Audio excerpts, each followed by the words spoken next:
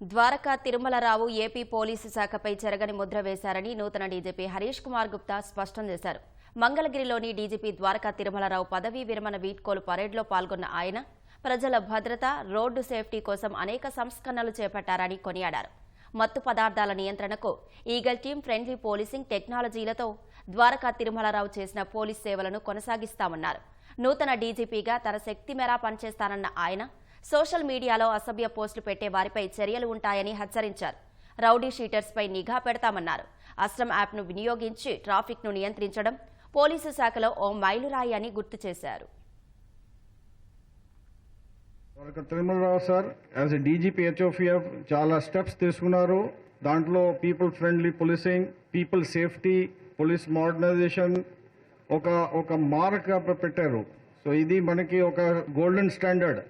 ఇక్కడి నుంచి మనం ముందుకు వెళ్తాము.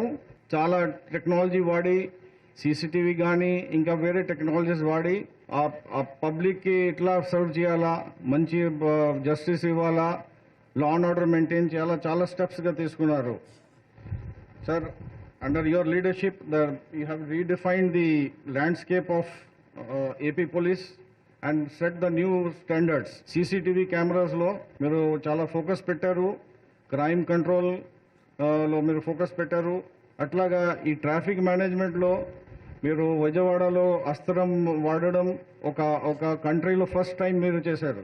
అట్లాగా ఈ ఆర్గనైజ్ డ్రగ్స్ మాఫియా, గాంజా మీద మీరు ఒక కొత్త ఆర్గనైజేషన్ ఏర్పాటు చేసి as per the directions of the government ఈ ఈగల్ ఆర్గనైజేషన్ పెట్టడం ఒక టర్నింగ్ పాయింట్ ఫర్ ఏపీ. అట్లాగా మీరు చాలా ఈ సైబర్ సేఫ్టీ మీద, ఉమెన్ సేఫ్టీ మీద, చైల్డ్ సేఫ్టీ మీద చాలా స్టెప్స్ తీసుకున్నారు.